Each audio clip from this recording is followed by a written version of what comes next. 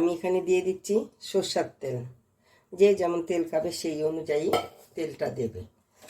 আর দিচ্ছি কি আমি চেটে দেখি যে নুন কম আছে, তখন নুনটা কম দিয়েছিলাম, এখন আবার একটু নুন দিয়েছি। নুন দিয়ে এটাকে আমি মেখে নেব। তোমরা যে যেমন ঝাল খাবে সেই অনুযায়ী ঝাল দিবে, নুন দিবে, তেল দিবে। আর রান্নাটা করবে ঠিক এইভাবে, দেখে। আর কোনো কিছু লাগবে না ভাতের সঙ্গে। এই এক থালা ভাত, রুটি, পরোটা সব কিছুর সঙ্গে এটা দিয়ে খেতে পারবে। আমার জলটা ফুটছে এখন। ওর মধ্যে আমি কী করছি, এই যে নুন দিয়ে দিচ্ছি পরিমাণ মতো। আর কি দিচ্ছি, এই যে এঁচড় দিচ্ছি। এঁচড়টা দিয়ে আমি এঁচড় ভর্তা করবো। কেউ কি তোমরা খেয়েছো কি না, কী করে করতে হয় দেখবে, কি কি মশলা দেই। এখন দিয়ে দিচ্ছি আমি অল্প হলুদ।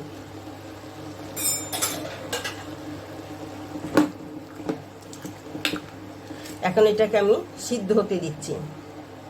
এই যে আমি কয়েকটা বাদাম ভেজে নিচ্ছি।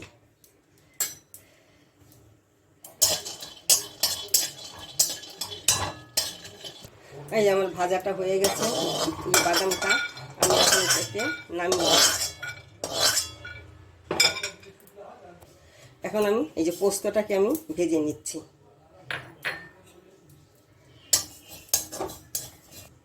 এই যে পোস্তটাও ভাজা হয়ে গেছে, আমি এখন এটাও নামিয়ে নিচ্ছি।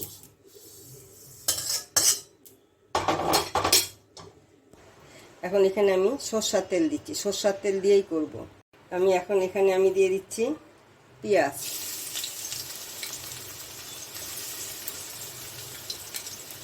পেঁয়াজ দিয়ে দিলাম রসুন। আর দিয়ে দিচ্ছি এই যে কয়েকটা কাঁচা লঙ্কা।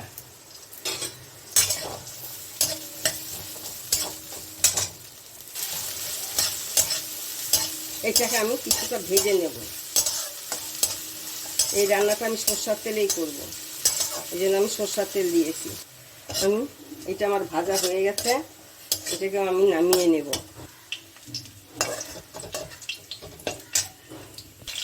হ্যাঁ, নামিয়ে নিচ্ছি আমি এটাকে।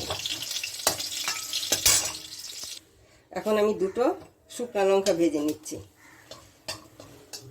ওইগুলো আমি শিলনোড়ায় একটু বেটে নেব। আমার লঙ্কাটা ভাজা হয়ে গেছে, আমি এখন এটাকে তুলে নিচ্ছি। আমি যে পেঁয়াজটা আগে তুলে নিয়েছিলাম, এই পেঁয়াজটা আমি একটু আবার দিয়ে দিচ্ছি। আমি এই পেঁয়াজটা কিন্তু আমি বাটিনি, শিলনোড়ায় অন্যগুলো সব বেটে নিয়েছি, কিন্তু এটাকে আমি বাটিনি। এটা আর একটু হালকা একটু ভেজে নেব। এটাকে যে এঁচড়টাকে আমি সিদ্ধ করে নিয়েছিলাম, এই এঁচড়টাকে আমি এখানে দিয়ে দিচ্ছি। এখন এই পেঁয়াজের সঙ্গে এই এঁচড়টাকে আমি ভেজে নেব।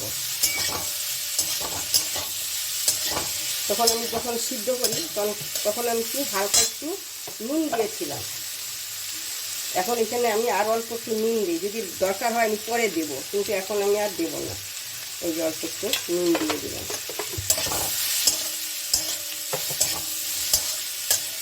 এখন এটাকে আমি অল্প ভেঙে দিচ্ছি। আমি এটা তো ভর্তা করবো না, এঁচড়ের ভর্তা। এইভাবে খেয়ে দেখবে, কি যেন বলবো, ভালো লাগে। এখনো তো সব মশলাটা দেইনি।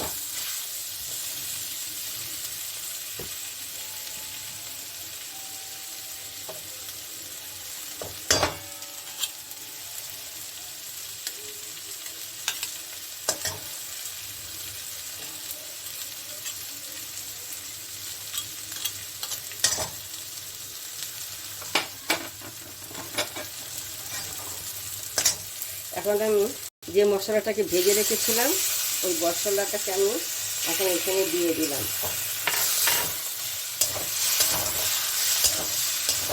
এটার সঙ্গে এটাকে আবার আমি ভেজে নেব।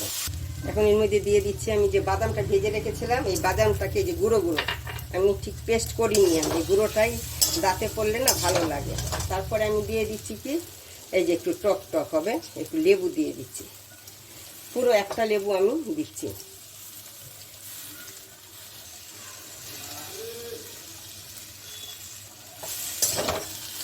এখন আমি এইগুলোকে একসঙ্গে ভেজে নেব। তাহলে হলো কি আমার ভর্তাটা হয়ে গেছে। আর এটাকে আমি হাত দিয়ে মাখবো না। একবার হলে তোমরা বানিয়ে খেয়ে দেখবে, দারুণ হয় কিন্তু। কেন বলো তো, এর সঙ্গে অনেকটা পোস্ত পড়েছে, এই জন্য খেতে ভালো লাগে। আমি যেভাবে এঁচোড়টাকে রান্না করেছি তোমরা এইভাবেই করবে। এটাকে এই মশলাটা দিয়ে না একটু ভালো করে ভেজে নেবে। হ্যাঁ, একটু তেল বেশি লাগে, কেন হচ্ছে ভর্তা তো না, সর্ষার তেলে করবে। দেখো এই রেসিপিটা তোমাদের পছন্দই হবে, একবার হলে বানিয়ে খেয়ে দেখো। এই ভালো লাগে কেন, এর মধ্যে না অনেকটা পড়ে, পোস্ত, ভাজা পোস্ত, ওই জন্য সেন্টার জন্য খেতে ভালো লাগে। আমার যদি রেসিপিটা তোমাদের দেখো, ইঁচড় ভর্তা কখনো খেয়েছো কিনা আমি জানি না। হ্যাঁ, যদি যারা খায়নি তাদের জন্যই বলছি, তোমরা এইভাবে একবার এঁচড়টাকে ভর্তা করবে।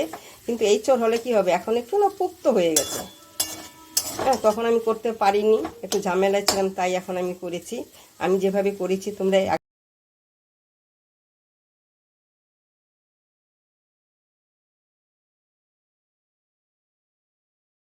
তোমরা রসুন, পেঁয়াজ আর পোস্তটা, এই দুটো জিনিস দেওয়ার চেষ্টাই করবে, তিনটা জিনিস, এতেই ভালো লাগে খেতে।